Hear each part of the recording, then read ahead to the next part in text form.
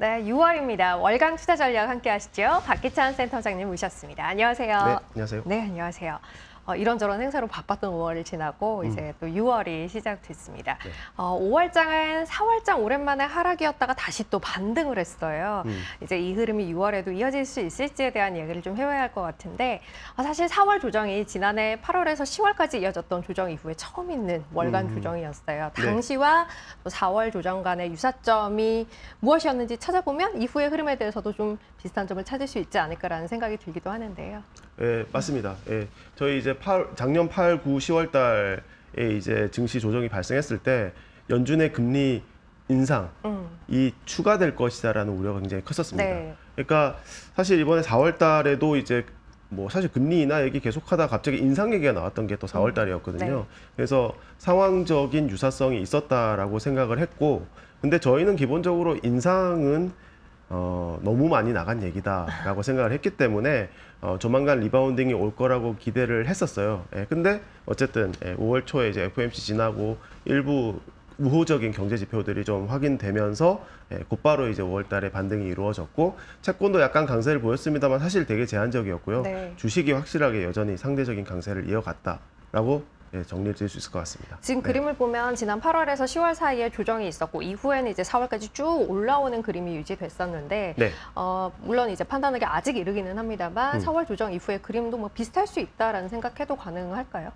뭐 기울기의 문제는 물론 있겠는데요. 네, 네. 지난 사실 뭐 11월, 12월 막 이럴 때 너무 셌기 때문에 네. 근데 모양새는 비슷할 거라고 판단하고 있습니다. 그렇게 보시는 이유에 대해서 이야기를 좀 나눠보도록 하죠. 일단 5월장 반등에 대한 뭐 이유를 찾자면 여러 가지 있겠습니다만 저희가 가장 먼저 떠올릴 수 있는 건 AI 종목들의 강세가 여전히 살아있었다. 특히 엔비디아가 엄청났다라는 이야기 뺄 수가 없을 것 같아요. 뭐 그렇습니다. 역시 엔비디아인데요. 네. 그러니까 제가 뭐 앞서 이제 채권 대비 주식의 상대 강세 얘기했는데 사실 뭐 엔비디아는 뭐 매크로 여건과 상당히 무관하게 네. 자기 실적을 가지고 이제 엄청난 강세를 보였습니다. 그러니까 숫자로 얘기하면 올해 S&P 500 기업들 전체 500개 기업 전체의 시가총액 증가의 약 3분의 1을 엔비디아가 담당했어요. 올 들어서의 S&P 500 이제 시총 증가분 가운데 35%가 엔비디아였다. 네, 그렇습니다. 네.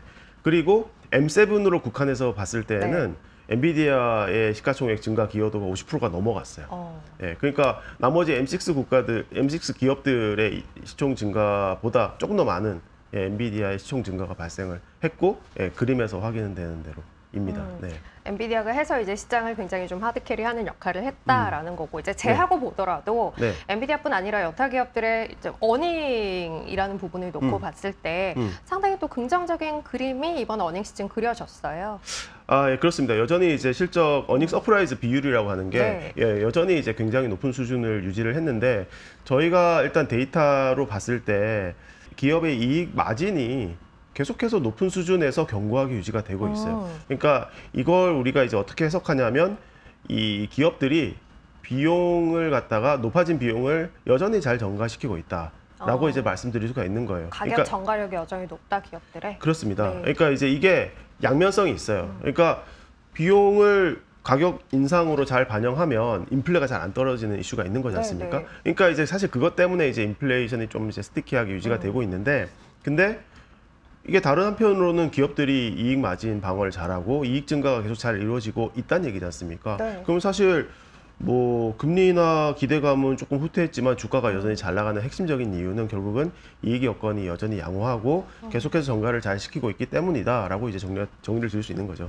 그러니까 기업들의 가격 전가력이 여전히 높음을 이번 어닝 시즌을 통해서 확인했고 이제 가격 전가력이 높다라는 거는 인플레가 높은 수준을 유지할 수밖에 없는 근거가 되기도 하지만 또 한편으로는 기업들의 이익이 양호하기 때문에 주식시장의 본질은 기업 이익이라는 측면에서는 나쁘지 않다라는 이야기인 거네요. 맞습니다. 근데 앞서 이제 지난해 8월에서 10월 그리고 올해 4월에 주가가 하락했을 당시의 하락 요인을 보면 금리 인하에 대한 기대가 희석됐던 부분이 사실 컸기 때문에 인플레가 높은 수준을 유지한다라는 건 그러면 금리 인하에 대한 기대는 뒤로 접어야 하나라는 측면에서 또 고민이 들기는 해요. 네, 그렇습니다.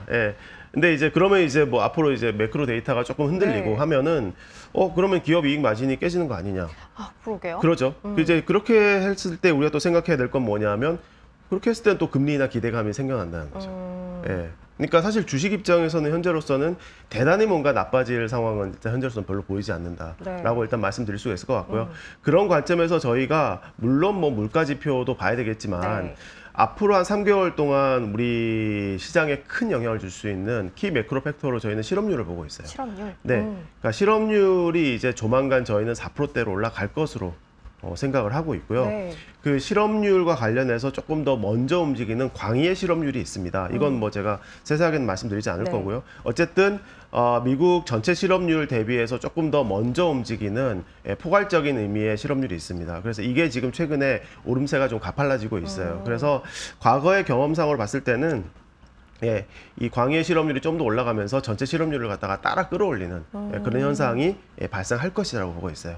네. 실업률이 올라가게 되면 결국은 또 금리 인하에 대한 기대가 높아질 수밖에 없을 거다라는 논리에서 이걸 좀 봐야 한다라는 거죠. 그렇죠. 아무래도 실업률이 높아지게 되면 임금 상승세가 약해지고요. 네. 그 다음에 사실 실업률 4%대 가면은 미국이 경기가 안 그래도 조금씩 둔화되고 있는데 뭐 침체 뭐 이런 얘기 아직은 먼 얘기입니다만 어쨌든 그런 식의 이제 우려가 조금씩은 생겨날 수 있어요. 그런 관점에서 이제 금리 인하에 대한 기대감을 상당히 높일 수 있는 네. 되게 중요한 지표라고 말씀드릴 수가 있습니다.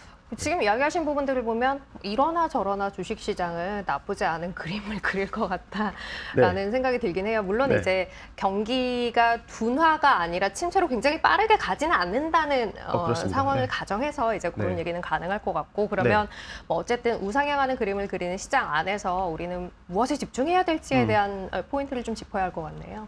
예, 일단은 뭐 무조건 AI죠, 일단.